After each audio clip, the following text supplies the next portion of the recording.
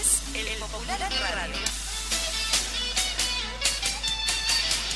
Un espacio de comunicación para profundizar en la información que semana a semana construye la alternativa popular. Conducen Victoria Alfaro y Paola Beltrán. Por Radio Fénix, porque nadie te lo cuenta como nosotras.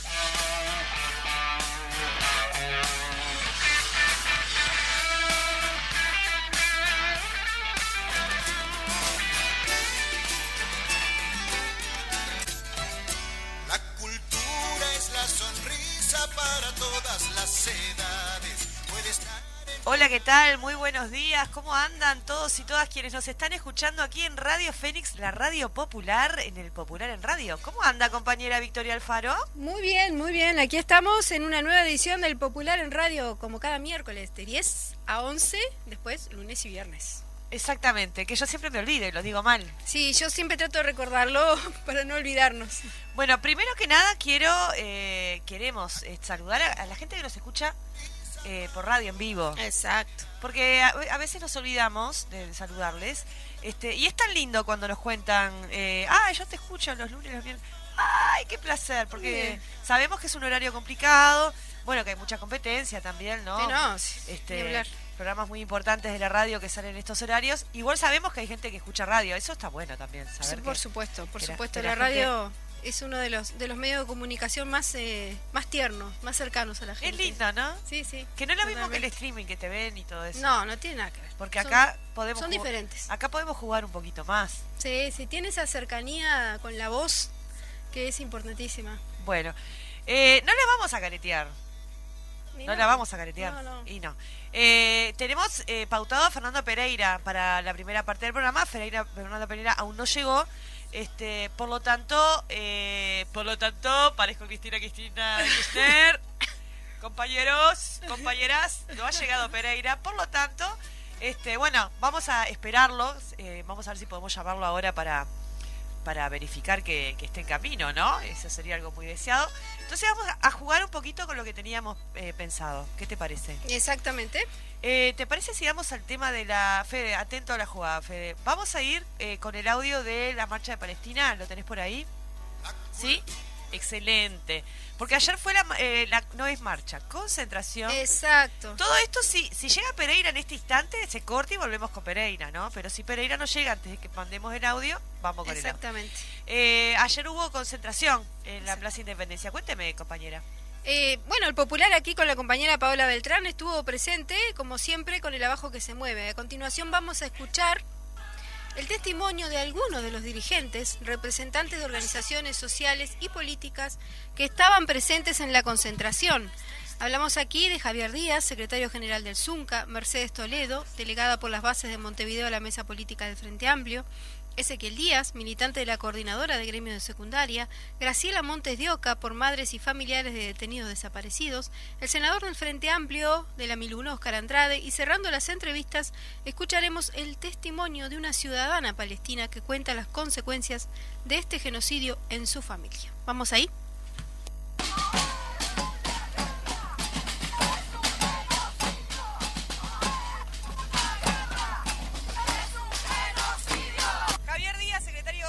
El Zunca presente en la concentración por Palestina. Queríamos tener la reflexión del sindicato de por qué estar acá es relevante hoy. Sí, el Zunca presente en esta actividad y en cada una de esas actividades este ha sido un tema central para nosotros en lo que tiene que ver con la condena por parte del genocidio del gobierno de Israel sobre el pueblo de Palestina, que aparte el genocidio principalmente se da sobre las mujeres, sobre los niños, y que al día de hoy cerca del 80% de la franja de Gaza está prácticamente destruida.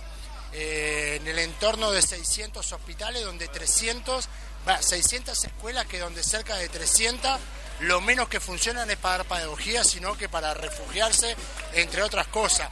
Parte de las consecuencias de ese genocidio tienen que ver con que hoy ni siquiera puede entrar la alimentación a la franja de Gaza. Por lo tanto, estamos hoy presentes en cada una de nuestras actividades. Este ha sido uno de los principales temas que hemos abordado y que se dan en el marco también aparte de más de 52 situaciones bélicas que se están desarrollando en el mundo y que involucran a cerca de 90 países. Por lo tanto, una vez más, los trabajadores de la construcción, el movimiento obrero y sindical y un conjunto de organizaciones sociales y políticas del Uruguay seguimos reclamando la paz en el mundo, porque esto también tiene que ver con lo que tiene con que el mundo es más desigual, porque claramente que algunos, como al gobierno de Israel o al mismísimo Donald Trump, les sirve la inestabilidad, les sirve lo que tiene que ver con la guerra, porque también buena parte de su negocio tiene que ver con la industria armamentística. Muchas gracias. Arriba. Mercedes Romero, integrante de la mesa política del Frente Amplio en representación de las bases de Montevideo. Vinieron las coordinadoras, vemos muchas coordinadoras y también compañeros y compañeras de Canelones que vinieron organizados después de la resolución del secretariado del Frente Amplio. ¿Qué te dice esto de la movilización cada vez más grande en defensa del pueblo palestino? Bueno, en realidad estamos muy felices y muy contentos de poder compartir esta visión conjunta que tenemos acerca de la situación que se está viviendo a nivel global, pero que también nos afecta en lo humano, porque en realidad estamos por los derechos humanos también que se están viendo totalmente vulnerados en este genocidio, en esta limpieza étnica, también con la ocupación de territorios que todos sabemos que en realidad hay dispositivos internacionales que tampoco se están cumpliendo. Y bueno, afortunadamente el Frente Amplio, pero también la sociedad organizada, está hoy presente en la plaza y cada vez la marcha y la movilización es mucho más grande. Así que estoy feliz por eso, porque además de compartir esta visión en conjunto que tenemos, podemos también abrazarnos y sentir que lo humano está por encima de todo.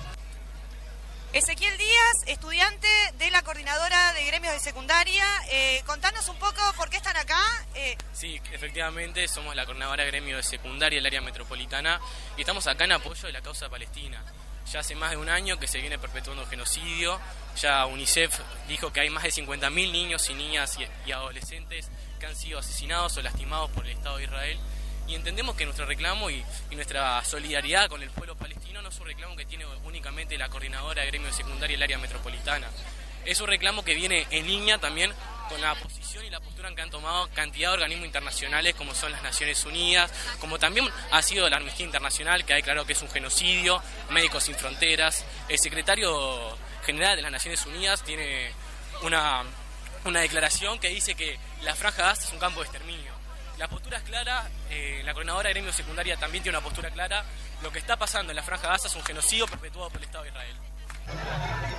Graciela Montes de Oca, de Madres y Familiares de Detenidos Desaparecidos, que convocó y adhirió a esta movilización en defensa del pueblo palestino. Queríamos conocer, bueno, cuáles fueron las razones que los motivaron como organización a plegarse a esta iniciativa de movilización.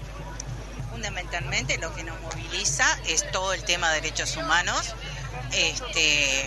Sabemos lo que está sufriendo el pueblo palestino, fundamentalmente los niños y las mujeres, donde ya no es una guerra porque están no solo aniquilándolos con armas, sino también a base de no permitirles que puedan abastecerse a nivel de alimentos, de agua, medicamentos.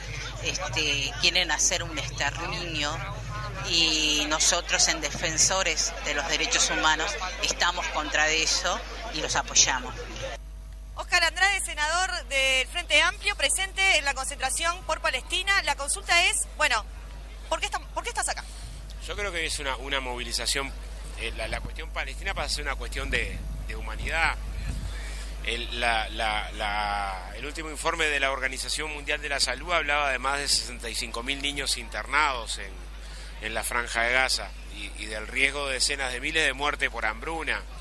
Ante una situación tan dramática, un genocidio en curso tan documentado, mínimo la movilización popular de condena y en solidaridad con la causa histórica palestina. El asunto palestino tiene mucho de colonialismo, de segregación, de apartheid, y hoy es una cuestión de humanidad, ¿no? Me parece que es importante que en Uruguay se incremente la movilización y las acciones de denuncia.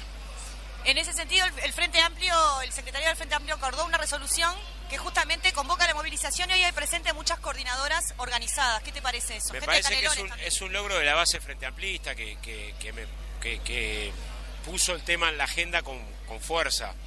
En eso de que ser de izquierda es quizá como una cuestión de ADN, no ser indiferente ante la injusticia y en este caso ante una cuestión trágica.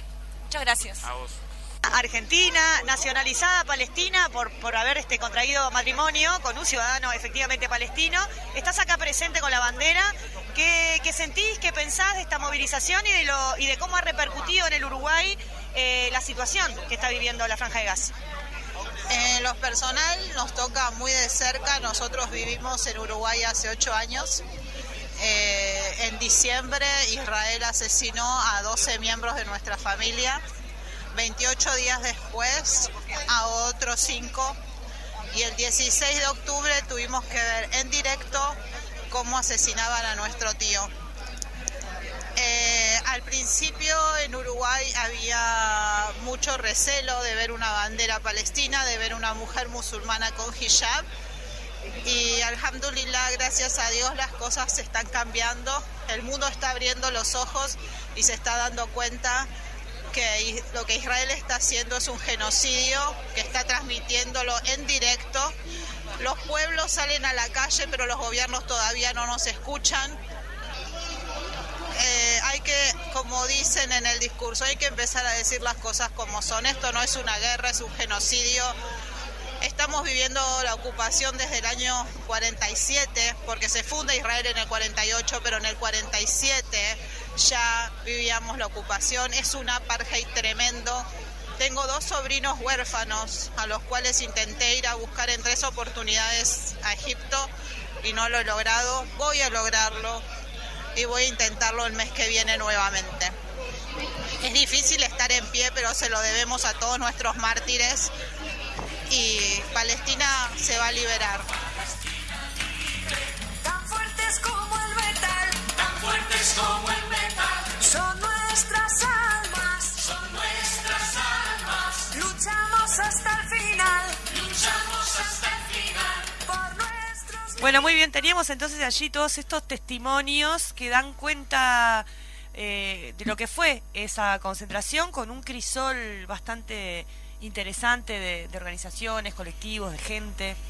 Sí, ¿mucha gente? Sí, estaba llena la Plaza Independencia, he de decirlo. Estaba bastante colmada de gente, sí, más que las otras veces, por lo menos que yo había asistido a la movilización, y por lo que escuché hablando con la gente que estaba allí, en general fue una movilización para lo que venía siendo la concentración importante. Esta movilización también se da, es convocada y organizada por la Coordinadora de Palestina, que se amplió un poquito más después de la resolución, no me escucha Alonso y me reta, del acuerdo del Secretariado Ejecutivo del Frente Amplio de convocar a la movilización a su militancia. Había una presencia clara de militantes frente amplistas.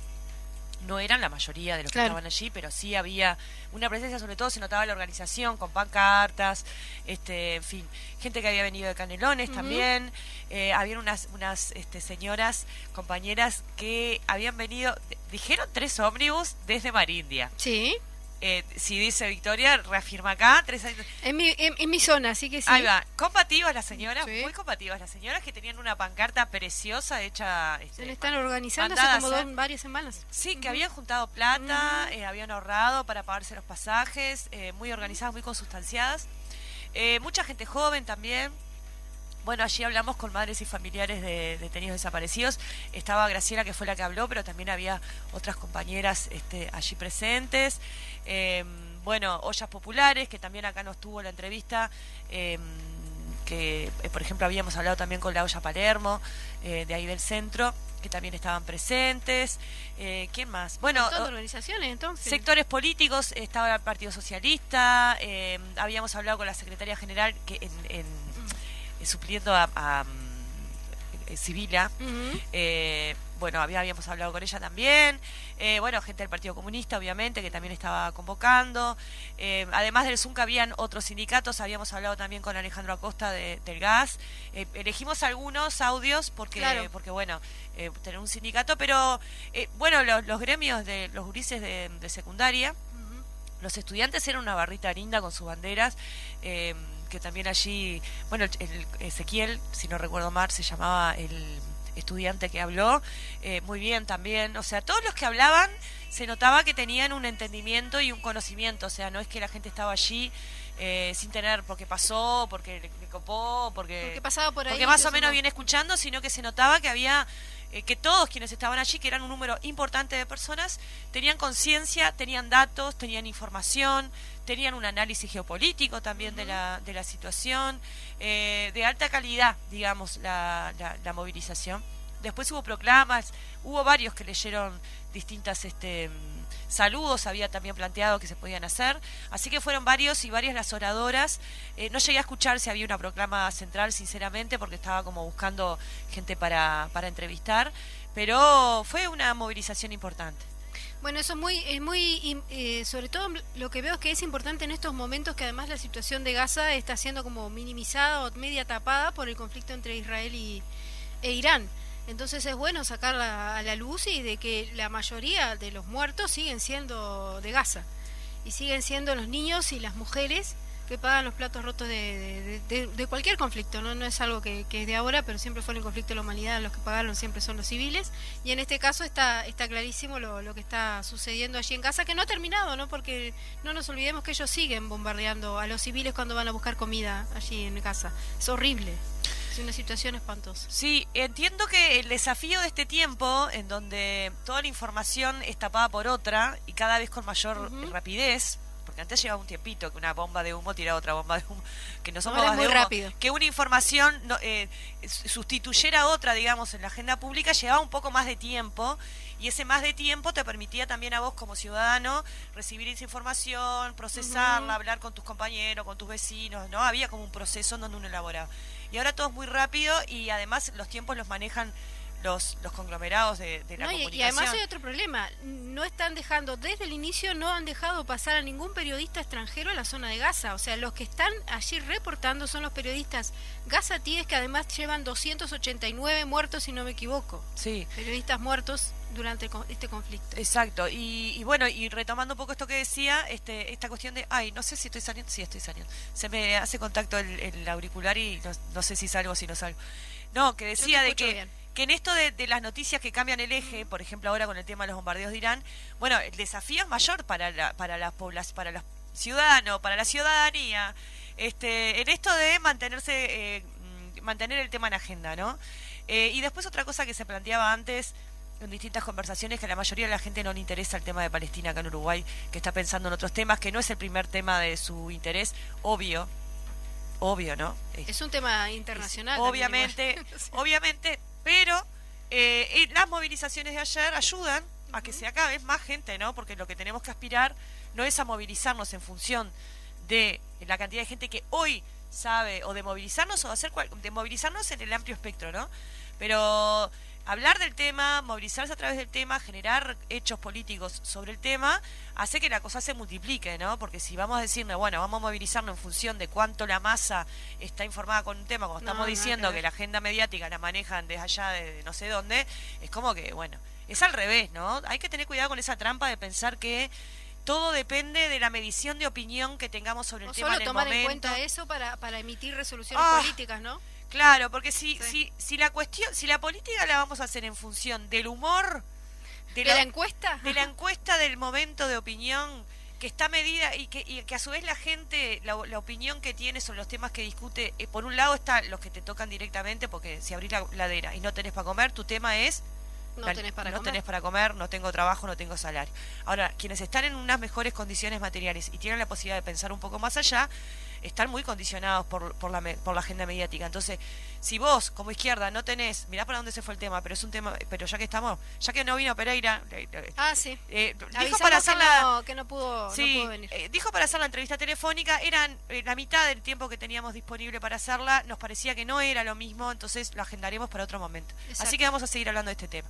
Esto de que no podemos hacer política o hablar de los temas según el humor y la opinión política a través de los estudios de opinión del momento. En algunos momentos son importantes esas herramientas porque son herramientas, pero no pueden definir todo, ¿no?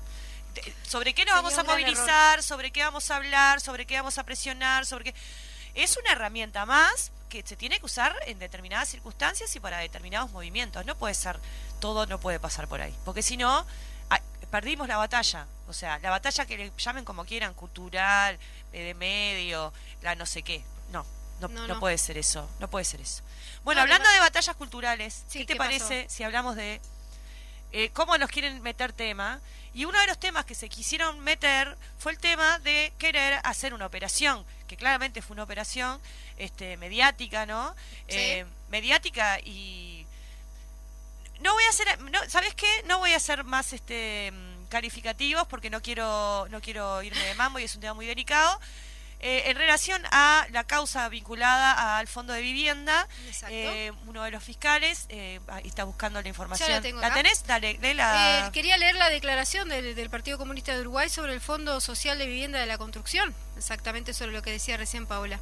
Compartimos aquí la declaración. Montevideo, 17 de junio del 2025. El Partido Comunista de Uruguay, en vista de los hechos de pública notoriedad que implican a trabajadores de la construcción que usaron dinero del Fondo Social de Vivienda de la Construcción para utilidad propia y beneficio personal, incurriendo en varios delitos, por los cuales hay 3 condenados en el marco de un juicio abreviado, quiere realizar las siguientes consideraciones. 1.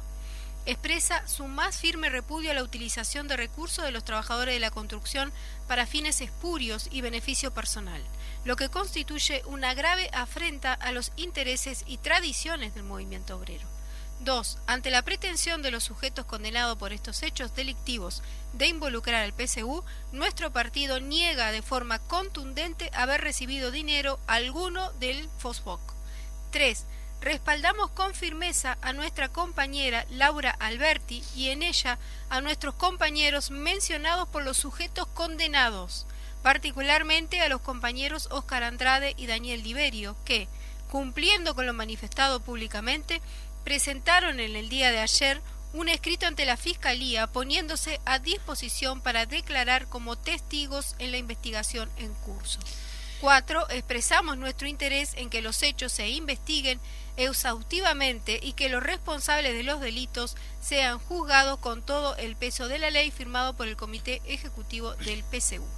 Y justamente lo que hablábamos al principio en esto de lo que quieren que discutamos y el manejo discrecional de los medios de comunicación y de las agendas, el fiscal de delitos económicos y complejos de tercer turno, Gilberto Rodríguez, confirmó el martes 17 de junio que el senador Óscar Andrade y el diputado Daniel Liberio no están como imputados en la investigación por la maniobra en perjuicio del Fondo Social de Vivienda de la Construcción, el FOSBOC. La respuesta de Rodríguez es a un escrito presentado por Andrade y Liberio, como bien decía recién Victoria, ante la Fiscalía, en el que se ponen a disposición para declarar en la investigación y preguntan si en la misma figuran como imputados. Esto es porque el 12 de junio, a través de un juicio abreviado, 3 personas fueron condenadas por los delitos de apropiación indebida, estafa, asociación para delinquir y asistencia de lavado de activos por la maniobra en prejuicio de FOSCO. Ese mismo día, el fiscal Rodríguez, interrogado por la prensa, dijo que no descartaba la citación de Andrade y Liberio en la investigación. Y vuelto a preguntar sobre la calidad en que serían citados, dijo en condicional que tendrían la condición de imputados. Posteriormente, en declaraciones a la periodista Georgina Mayo, en Caras y Caretas, el fiscal Rodríguez precisó que no había ninguna prueba documental que vinculara a Andrade y a Liberio con la maniobra del FOSCOB y que solamente estaban las declaraciones de los 3 condenados. El 16 de junio, Óscar Andrade y Daniel Liberio presentaron un escrito ante la Fiscalía expresando su voluntad de ponerse a disposición del Ministerio Público a fines de la investigación preliminar en el caso FOSCOB. solicitando se les informe si están en calidad de imputados en la misma e informando que estarán representados por los abogados Gonzalo Fernández y Marcelo Domínguez. El fiscal Gilberto Rodríguez respondió ayer 17 de junio que, entre comillas, hasta el momento que transcurre la investigación, Andrade y Diverio no se encuentran en calidad jurídica de imputados.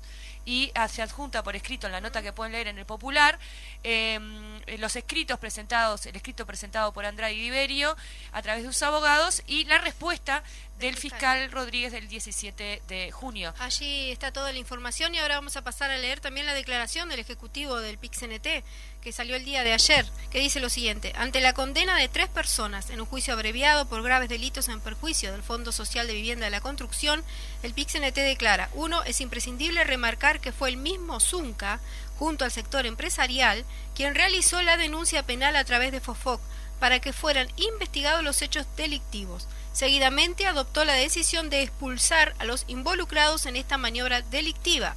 2. Expresamos nuestra solidaridad con las y los compañeros del Zunca ante eventuales acusaciones realizadas por los sujetos condenados. 3. Subrayamos la importancia en esta sociedad de reafirmar el compromiso con los principios éticos de nuestra clase y el movimiento obrero que nos impulsan a aportarle a la sociedad propuestas, programas y conductas ajenas al utilitarismo individualista. Los recursos destinados a resolver la mejora de la vida de los trabajadores deben utilizarse pura y exclusivamente para los fines con los que fueron concebidos. 4. Por tanto, repudiamos la usurpación contra el Fondo Solidario de los Trabajadores por tratarse de una conducta absolutamente contraria al movimiento sindical y sus tradiciones. Y por último, 5. Aguardamos con expectativa la continuación del proceso judicial, instando a que se llegue al fondo de la investigación y se determinen las responsabilidades de todos los que hayan participado en los delitos involucrados en estos hechos. Firmado por el Secretariado Ejecutivo del PIC-CNT. Más claro, Chalejane, esto no va a estar en los titulares, pero nosotros y nosotras tenemos una agenda alternativa que bueno, que trata de por algún lado filtrarse, independientemente de que capaz que quienes escuchan son justamente los que están más informados sobre este tema. La idea es que ustedes lo puedan replicar, conversar, ponerlo en la agenda de sus comunidades, de sus territorios, de su trabajo. Porque hay mucha mala información. Exacto. Y fake news ahí. Y la forma de poder combatirlo un poquito, lo que nos va quedando es el boca a boca. Antes de ir a la pausa, después de cerramos este tema, ¿no? Quiero leer un mensajito acá cuando hablábamos hoy al principio de la gente que nos escucha. Dice: buenos días, compas del Popular, gracias por las entrevistas, muy interesantes. La coordinadora Q presente ayer en la concentración, siempre manifestando solidaridad. Aguante Patricia, que nos escucha allí todo el tiempo, también Andrea, también Ana Urtiaga, que también siempre nos da para adelante. Las chicas. ¿Este es un programa de chicas para chicas? No. Es un programa de chicas, de chicos también. Ya tenemos a Rodrigo, que va a estar ahora en el segundo bloque con la columna económica, y después vamos a tener espacio de tertulia. ¿Qué te parece? Sí. Porque en esto de que tuvimos que mover cosas, y Fede se pone contenta porque le encantó el otro día la tertulia, y a Rodrigo también le gustó. Así que... ¡Ay, mirá! Está como feliz, está feliz. Creo que hemos encontrado un nicho acá. Vamos a ver cómo nos sale, pero para eso primero vamos a la pausa. Sí. Y después seguimos con más El Popular en radio, acá por Radio Fénix. ¿Vamos, papá? Vamos. Ella espera malherida, prohibido, sepultada, a que venga el Señor Tiempo y le ilumine. Bueno, muy bien, estamos nuevamente, obviamente, valga la redundancia, redondeando la redondeada. Estamos acá. Quise hacer un chiste raro, pero no sacó. Volvemos acá al Popular en Radio, aquí por Radio Fénix. Ya estamos en nuestra segunda parte. ¿Y qué tenemos ahora? Exacto, porque ahora tenemos la columna económica de todos los miércoles a cargo del economista Rodrigo Gorga, especializado en desarrollo económico y políticas públicas e integrante de la coordinación del Grupo Programático de Economía y Desarrollo del Espacio Democrático Avanzado. Todo eso. ¿Cómo le va, Rodrigo? ¿Qué tal? ¿Cómo andás? Día, ¿cómo están? Bárbaras estamos. Ay, le grité al micrófono, perdón, Fede. Perdón. ¿Con qué venimos? Bueno, hoy vamos a hablar de la rendición de cuentas. O sea, ¿Se votó ayer? Se votó ayer. ¿Se votó? Se votó, increíblemente se votó, sí. Bueno, porque la economía no es solo, digamos, una forma de dividir la economía es entre estructura y coyuntura. Sí. ¿no? A veces discutimos temas estructurales que hacen como las características históricas del país. Y hoy vamos a ir a un tema, bueno, caliente, ¿no? De que hace poquitas horas que se definió, pero que también se linkea y se aprovecha a linkear con discusiones que tienen que ver, bueno, con las importantes del país de alguna manera. Capaz que voy a arrancar porque cuando me puse a preparar esta columna me empecé a dar cuenta que tenía un montón de dudas. Entonces, quizás arrancar, ¿qué es la rendición de cuentas? ¿No? Dale. No sé ustedes cómo se llevan con este momento del año, si les parece... ¿En qué sentido? Se confunde con presupuestos, si les parece, no sé, como tedioso, porque o sea, como parece algo que se repite, ¿no? Sí. Parece que... Pero es a su vez un momento interesante de discusión política y económica. ¿Por qué? Porque es una instancia en la que el Poder Ejecutivo todos los años está obligado a presentarle al Parlamento la rendición de cuentas del año anterior, ¿no? Es decir, tiene plazo hasta el 30 de junio para presentar todos los gastos que hizo el Poder Ejecutivo. Hay una foto que siempre es clásica de tapa de los diarios del otro día, que es cuando va el ministro de Economía, porque siempre es un hombre, bueno, a Arbeleche, en el caso pasado, a llevarle un montón de tomos de papelotes a la vicepresidenta. Sí, pero ahora fue distinto, fue con un pendrive. No ahora fue fue tanto. con un pendrive, Fue mirá, distinto. Está bien, es cierto, sí. Pero está la foto de la reunión en la mesita. Ahí está. Pero fueron en este menos caso hubo un hojitas. avance Sí. tecnológico con eso. Además, ¿no? Va el general, va formalmente, va el ministro, Fue. ahora fue su secretario, y la contadora general de la Nación, que es la Sí. que se encarga de hacer como la contadora de la contaduría de todo el Estado. Porque esto de alguna manera es como el balance de una empresa. Se Sí. presentan los ingresos, los gastos, los gastos es como la parte más interesante de alguna manera, porque es donde tiene más, donde hay más decisiones políticas en el medio, y se presentan para cada inciso, se le dice, para cada ministerio, presidencia de la República, cada unidad ejecutora, o sea, cada dirección dentro de los ministerios, y a su vez se presenta también una información del tipo cualitativa, es decir, qué objetivos y qué metas se cumplieron en función de una planificación estratégica, se le llama, que se hace al inicio del periodo.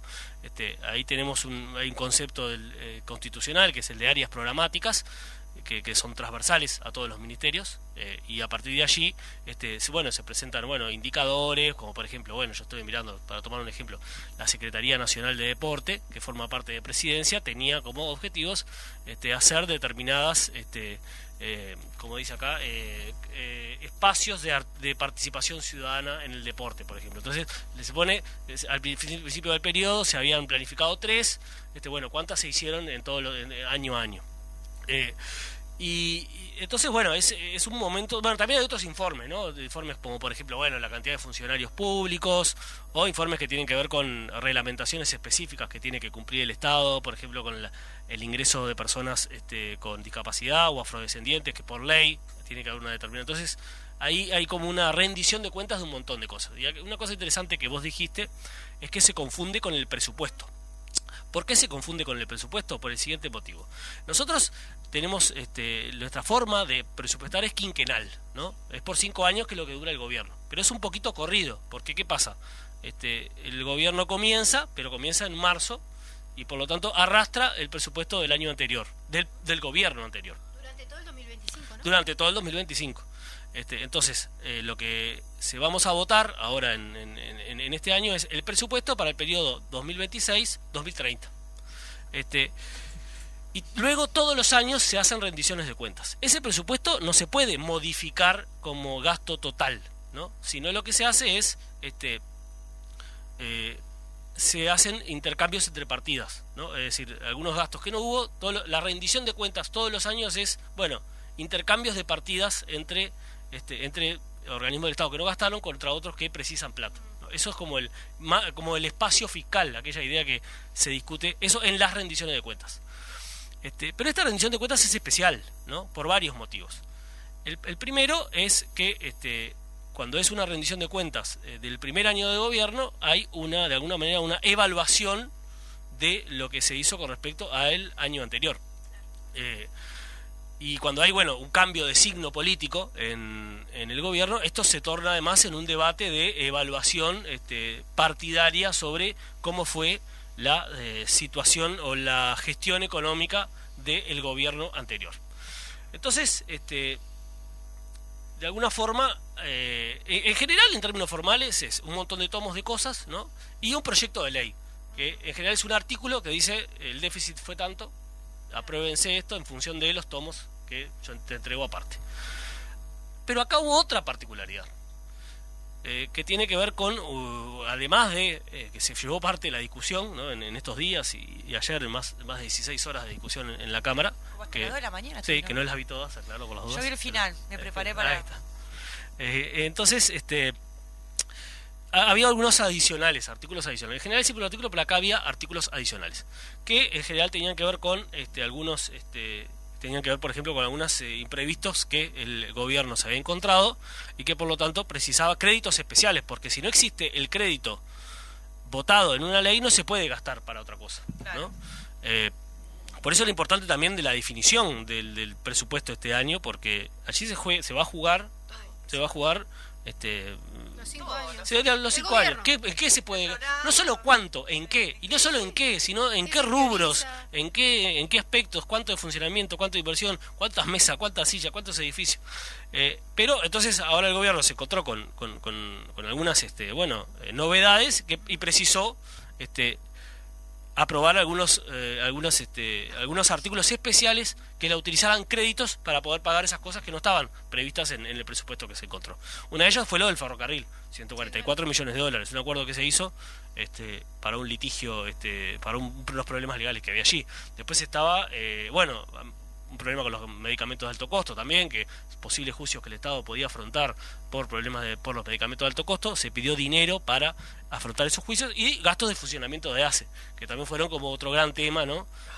Y un último artículo que tenía que ver con el aumento del tope de deuda. Es decir, se pidió un aumento del tope de deuda un poco relacionado con todos estos elementos, porque si no, de alguna forma, el Estado... la situación es tan compleja en cuanto a créditos. Ahora vamos a explicar un poco qué fue ese regalito, de alguna manera, ese paquetito que dejaron, pero que implicaba de alguna forma, claro, el Estado, si no tiene plata autorizada para pedir, podemos llegar a situaciones de complicadas de algunos servicios que no se pueden dar si no existen los créditos para gastar por ese dinero. Y todas las leyes cuentan con una exposición de motivos, ¿no? Y en este caso la exposición de motivos es la evaluación económica, ¿no?, del año anterior, y acá el Ministerio de Economía se aprovecha cuando es el inicio del periodo a contar un poco con qué situación del país se encuentra y punto cero, exactamente, el punto cero, y también el marco, ¿no? Se pide plata para esto por esta situación que encontramos, ¿no?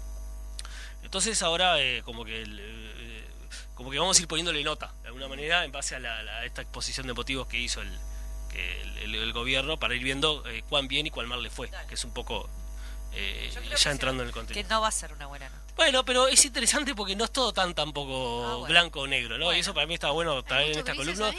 Hay algunos grises, ¿por qué no? ¿No? Para el final también me gustaría discutir esto como de alguna manera, pero para hay que ser justos también en los análisis, no hay siempre. que intentarlo por lo menos. Es por intentarlo por lo menos. Entonces, arranquemos con lo primero que se arranca, que es con el crecimiento económico. Vale. Un crecimiento económico del 1% anual, más o menos, que da un total de 6,4%. Esto tuvo una caída muy grande en la pandemia y después una recuperación bastante importante en algunos años. Acá yo le pongo discreto, ¿no? Es decir, continuamos de alguna manera con la década de estancamiento. De sí. Por el 1% no alcanza para nada casi, ¿no?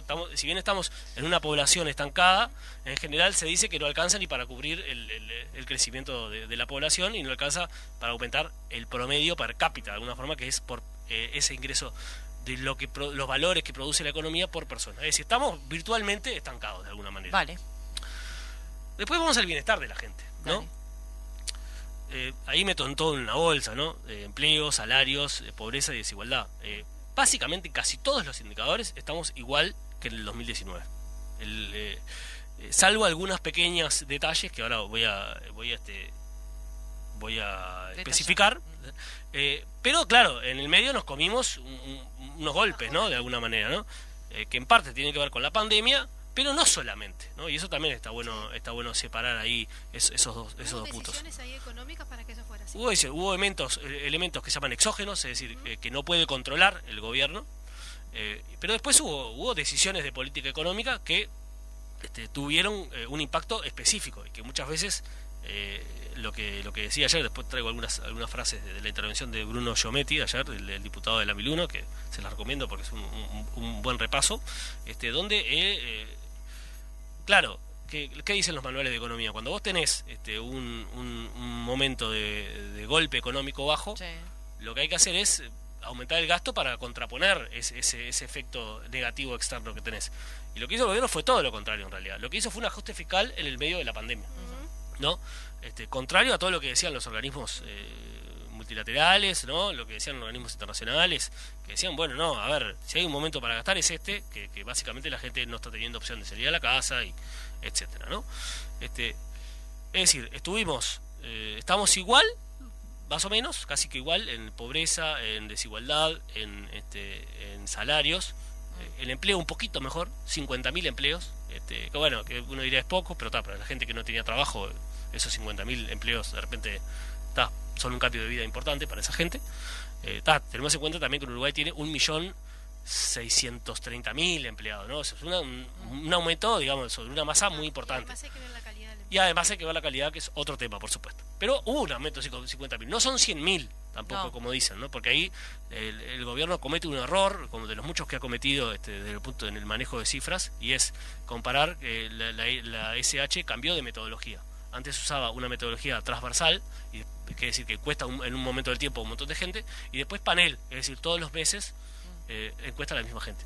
Y no, por lo tanto, hay un estudio del Instituto de Economía que los amigos ya del Instituto de Economía, que prueba que hay muchas diferencias al intentar compatibilizar las dos metodologías, y que es erróneo decir que hubo 100.000 puestos de trabajo nuevos. Hubo 50.000, la mitad de esos 100.000, pero son 50.000. Me permito la duda de si son errores o si es intencional, ¿no? Porque sí, por te supuesto. ayuda a presentar un panorama económico que ahora estamos viendo justamente con la rendición de cuenta que no era tal. Sí, claro, tal cual, tal cual, sí, por supuesto. Claro.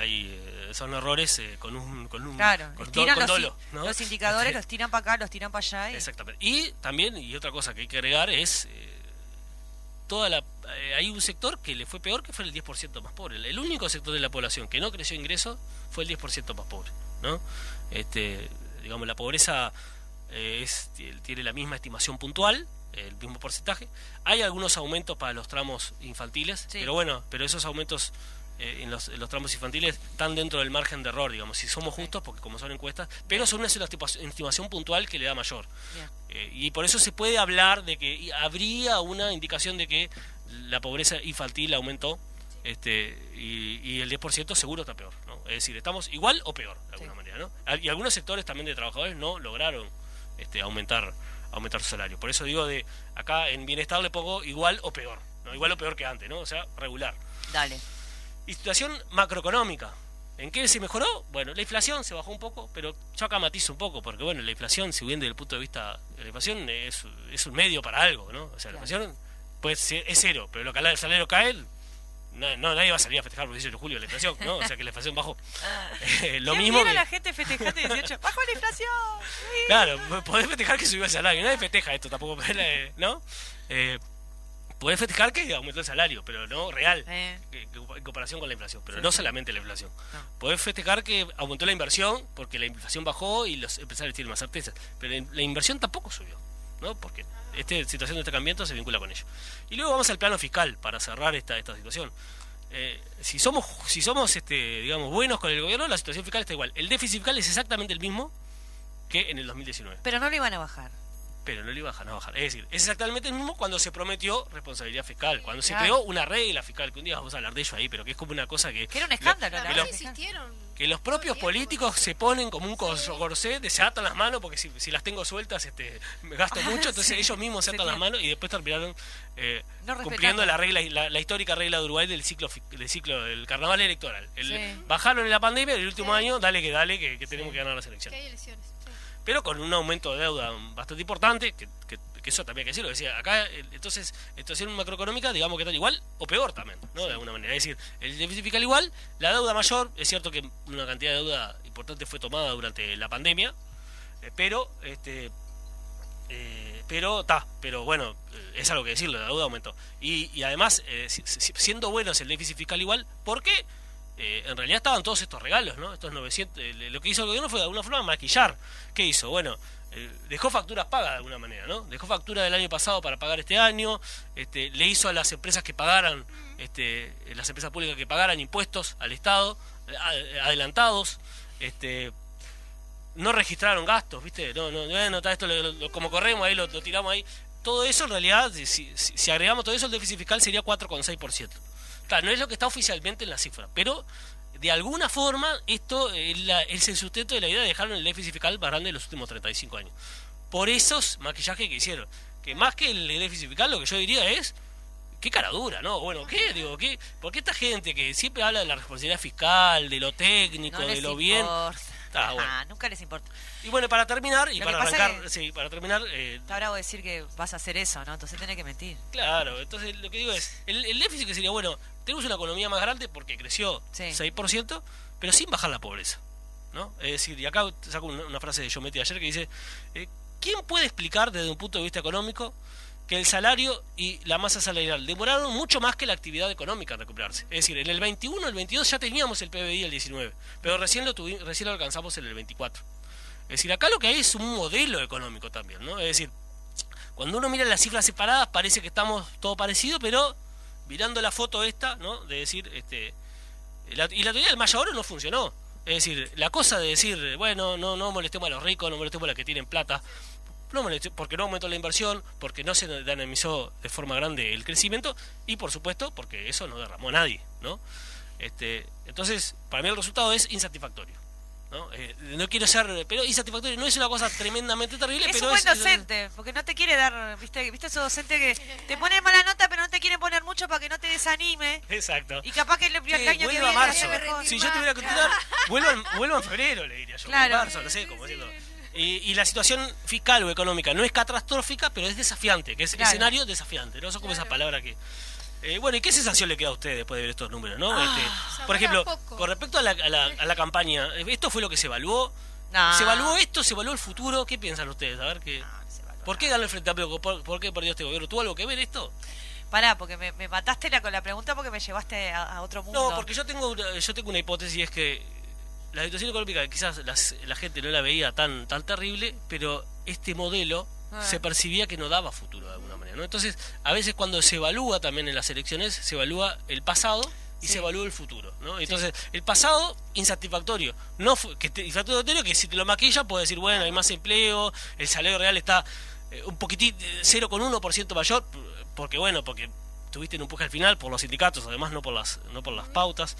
Entonces, ¿qué sensación le queda a ustedes después de ver estos números? ¿Qué de esto se discutió en el pasado? ¿Qué piensan? No, me da la impresión de que en realidad esto es como la constatación de cuál era la realidad, ¿no? En esto que nos pasamos 5 años hablando de cómo tenían esa capacidad para transformar crisis en cosas que diluidas, ¿no? O sea, tenía una capacidad retórica. Recordamos las conferencias de prensa del presidente, donde hablaba el presidente. Ahora vemos, por ejemplo, conferencia de prensa del ministro de Economía, conferencia de prensa, ¿no?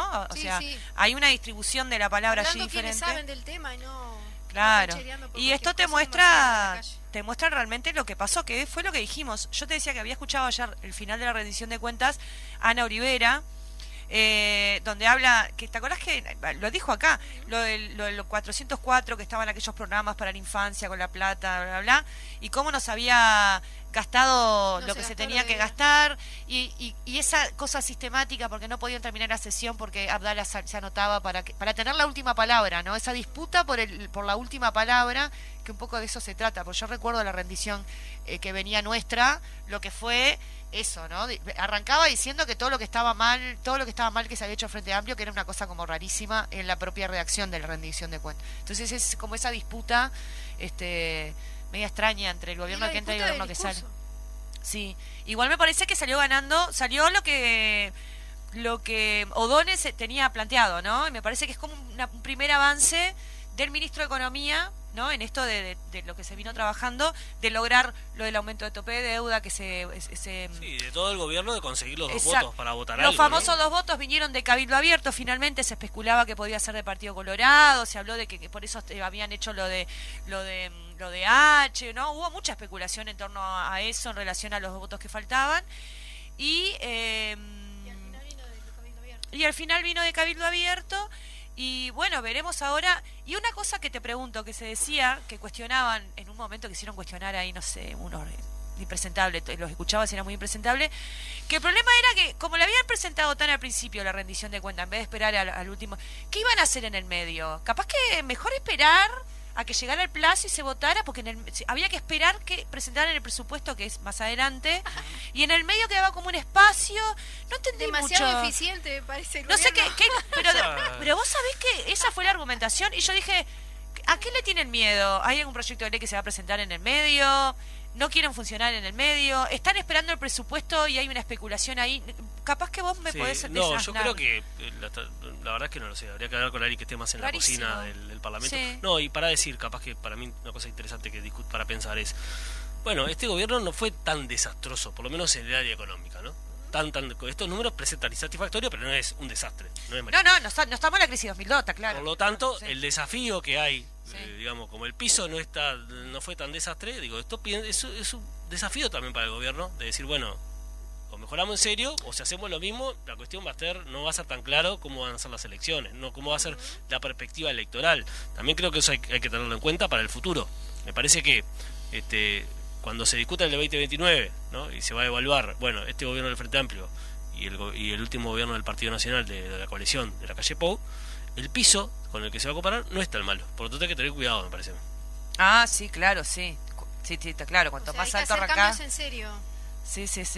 Y sobre todo también lo otro, hablando de O'Donnell, es esta cuestión de que él dijo que estas cuestiones que se aprobaron en la rendición de cuentas, estos artículos, eran fundamentales para poder cumplir con el programa de gobierno y sostener la matriz de protección social. Se logró, así que ahora nos tenemos que encaminar. Claro, ahora vamos a ese Vamos rumbo. a ver los puntos serios cuando haya presupuesto. Y vamos a esperar a ver qué viene con ese presupuesto y qué pasa en el medio, en esta incertidumbre de días que quedaron ahí, ahora qué ¿En qué hacemos? pueden trabajar los legisladores ahora? Capaz que pueden agarrar algún problema del país, capaz Algunos. que Sí. pueden elegir. Pero se ve que los desubicó hasta eso, hasta en la forma. Pero bueno, vamos a ver, estuvo bueno, fue corta la discusión, tampoco fue una cosa tan larga, se esperaba un poco más. Yo creo que el gobierno en ese sentido, bueno, separa un poco la discusión esta del pasado, que de alguna manera, es un tire y afloje con la oposición para poder plantear la discusión del presupuesto con más aire, donde pueda ahora, donde ahí va a tener que conseguir votos, no va a ser tan sencillo como ayer, creo yo. Pero en el Senado tiene mayoría. En el Senado sí, pero después va a ir. Claro, presupuesto, tenés razón, perdón, me confundí. Por lo tanto, creo yo que la estrategia puede haber venido sin tener ninguna información ni nada, de dar aire.